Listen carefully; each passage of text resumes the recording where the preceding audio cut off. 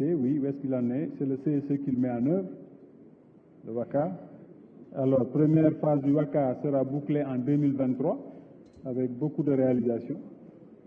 Et la deuxième phase, RESIP 2, ou presque finalisée avec objectif de renforcer les acquis. Donc ça, je pense que ça me vient du directeur général du CSE. Bon. Alors, réhabilitation des sites miniers, bon, c'est vrai, je peux parler à mes collègues. C'est vrai qu'on est transversal. C'est vrai qu'au niveau environnement, quand on voyage, ce n'est pas beau. C'est vrai que parfois, ça se transforme en bassin de rétention que personne n'a prévu et avec des pertes parfois de vies humaines. Nous allons davantage mettre l'accent sur le suivi des PGS de ces entreprises et voir quels sont les moyens, en tout cas pour réhabiliter. Parce que d'habitude, tout contrat s'accompagne avec une obligation de réhabilitation derrière, en tout cas des sols. Ibrahim Diop, énergie solaire, véhicules électriques, ben le BRT sera 100% électrique. Les véhicules de rabattement entre le TER et le BRT, nous le voulons électrique, etc. Donc, Dakar va être un exemple de ce point de vue-là. Et il est déjà cité un exemple quand vous sortez.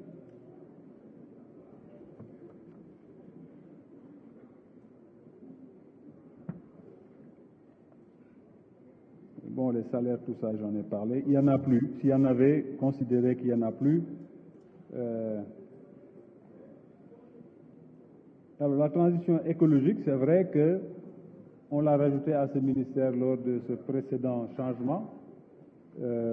Actuellement, les services ont instruction, c'est en train d'être fait, de nous développer une stratégie de la transition écologique. Cela a débuté, ce travail a débuté, et on le discutera avec tout le monde parce que les inputs peuvent venir de partout.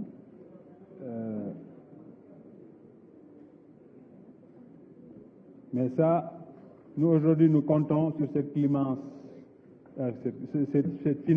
climat, essayer de tirer le maximum. Je disais en rigolant à nos partenaires, appliquons au niveau international ce que vous appliquez au niveau national. Ils me disent souvent, c'est quoi? Je dis, au niveau national, généralement, vous appliquez la politique du pollueur-payeur.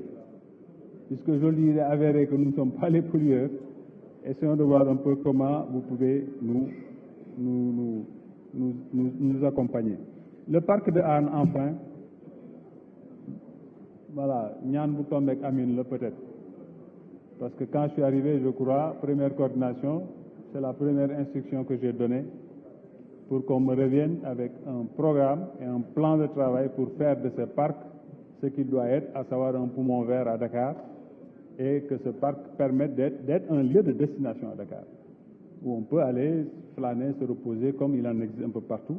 C'est vrai que c'est assez vétuste, c'est vrai que ça demande beaucoup d'investissement, mais nous avons commencé à travailler. J'ai déjà reçu un premier draft de la direction des eaux et forêts.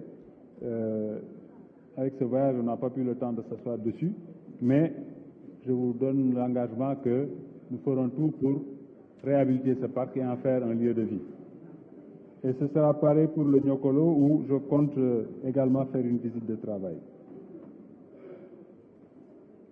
Voilà, chers honorables députés, je ne veux pas insister et je suis solidaire à la fatigue qui doit être exceptionnelle en ce qui vous concerne pour cette période, vu la durée de vos séances. Et peut-être dire que notre jeune frère qui a dit que j'ai envoyé des nervis contre lui, je pense qu'il est parti.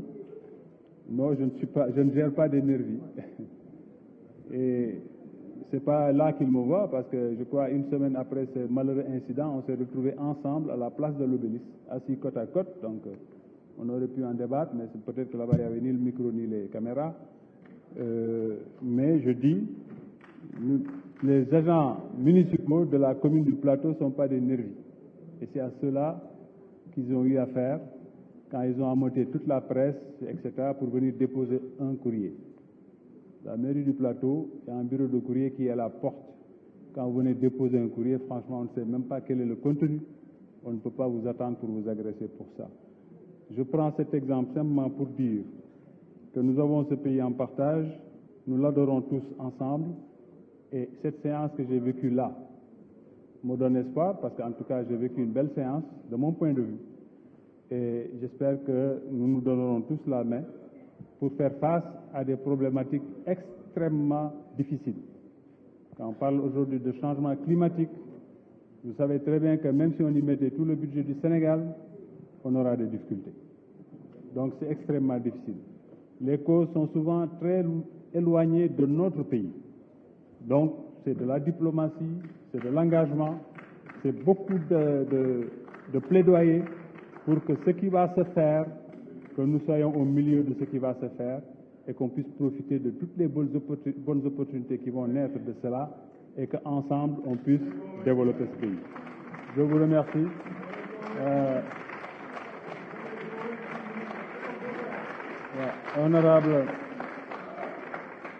Honorable Farba Ngom, je vous ai vu faire signe en disant il faut qu'il prenne le casque pour comprendre, parce que vous êtes jaloux de votre poulard là, mais je pense que je peux vous l'enseigner peut-être, le poulard.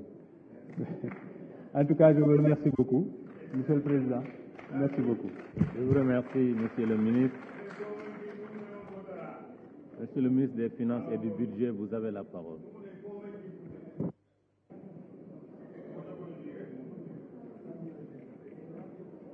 Oui.